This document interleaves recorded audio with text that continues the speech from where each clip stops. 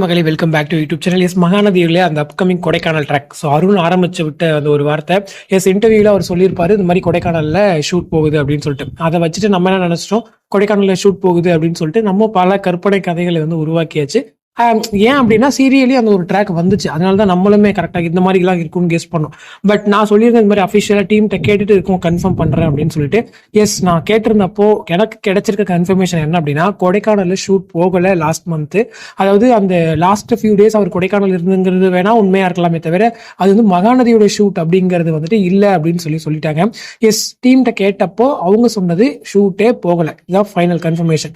So ஏன் அப்போ 2 பேர் மட்டும்தான் ஷூட் போயிருந்தாங்க, அதனால ரிமைனிங் பர்சனுக்கு தெரியாது அப்படிலாம் கூட நீங்க சொல்லிங்க அப்படின்னா, கண்டிப்பா அப்படிலாம் கிடையவே கிடையாது. ஒரு டீம்ல ஒரு இடத்துல ஷூட் போகுது அப்படின்னா கண்டிப்பா ஒருத்தருக்கு ஒருத்தர் தெரிஞ்சிருக்கும். அதாவது அட்லீஸ்ட் ஷூட் போகுதுன்னா தெரிஞ்சிருக்காங்க, யார் போறாங்க என்ன எடுத்தாங்க அப்படிங்கறதெல்லாம் டிஃப்ரெண்ட்.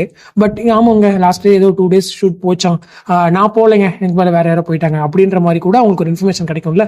அது கூட கேட்டதுக்கு இல்லைங்க ஷூட்டே போகல அப்படின்னு சொல்லிட்டு கன்ஃபார்மாவே சொல்லிட்டாங்க. எஸ், ட்ராக் சென்னையோட மட்டும் வச்சு முடிச்சிருக்காங்க. இன்னொன்று வேற, அந்த 15 days வரைக்கும் தாங்க ஷூட்டு, அதுக்கப்புறம்லாம் தாண்டி போறதுங்கிறது ரொம்ப ரேரு. அதுவும் இல்லாமல் பொங்கல் டேஸ்ல எல்லாம் அவங்க கொஞ்சம் ஸ்ட்ரெயின் பண்ணி எடுத்தாங்களான்ற மாதிரியே எனக்கு டவுட் இருந்துச்சு. பொங்கல் டேஸ்ல அவங்க எப்படி எடுத்திருப்பாங்க, அதே போல ஷூட் டேஸ் முடிச்சு அவங்க எப்படி எக்ஸ்ட்ரா டேஸ் எடுப்பாங்க, ஏன்னா அந்த மாதிரிலாம் கூட டவுட்ஸ் இருந்துதான் இருந்துச்சு. ஏன்னா மேக்ஸிமம் அந்த மாதிரிலாம் எடுக்கவே மாட்டாங்க. ஏன்னா சீரியல் அந்த இண்டஸ்ட்ரியில ஒரு எத்திக்ஸ் இருக்கு, 15 days தான் அவங்களுக்குள்ள.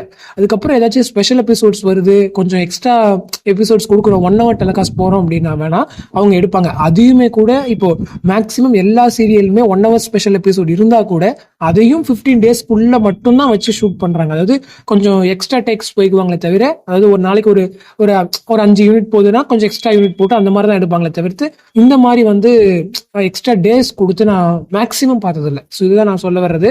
ஸோ ஓகே, பார்க்கலாம் அப்படிங்கிறதா. ஸோ எனிவே ஃபேன்ஸ் டிசப்பாயிண்ட் ஆக வேணாம். கொடைக்கானல் ஒரு ட்ராக் இருக்குன்னு வேற சொல்லியிருக்காங்க. ஸோ மேபி அப்கமிங்ல வேணா அவங்க எடுக்கலாம். மேபி இவர் போயிட்டு லொகேஷன் எதுவும் பார்த்துருக்கலாம், முன்னாடி பிரவீன் பென்னட் சார். ஸோ அந்த மாதிரி ஏதாச்சும் இருந்திருக்கலாம், இல்லை ஸ்கிரிப்ட் வைஸ் எதுவும் ஒர்க் பண்ணியிருக்கலாம், அந்த மாதிரி ஒர்க்கும் இருக்கலாம். ஸோ எந்த வேணா நடந்திருக்கலாம். அதனால இப்போதைக்கு ஷூட் போகலன்னு மட்டும் தான் கன்ஃபர்மேஷன் கிடைச்சிருக்கு. Maybe upcoming episodes, upcoming schedule வேணா அவங்க போய் எடுக்கிறதுக்கு நிறைய வாய்ப்புகள் இருக்கு. ஸோ ஃபேன்ஸ் யாரும் டிசப்பாயிண்ட் ஆக வேணாம், போயிட்டு இருக்க எபிசோட்ஸ் என்ஜாய் பண்ணுங்க. அப்கமிங் என்னவெல்லாம் நடக்கலாம். ஒரு நெகட்டிவ் ட்ராக் இருந்தால் தொடர்ந்து ஒரு பாசிட்டிவ் ட்ராக் வருங்கிறது ஒரு சீரியல்ல ஒரு தம் ரூல் மாதிரி. ஸோ ஓகேங்களா. ஸோ அதனால இதெல்லாம் நினைச்சு வருத்தப்பட வேண்டாம், பார்த்துக்கலாம். ஸோ இந்த அப்டேட் பத்தின உங்களை கமெண்ட் செக்ஷன் சொல்லுங்க. அடுத்து நெக்ஸ்ட் பண்றேன். தேங்க்ஸ் ஃபார் வாட்சிங் அண்ட் பை.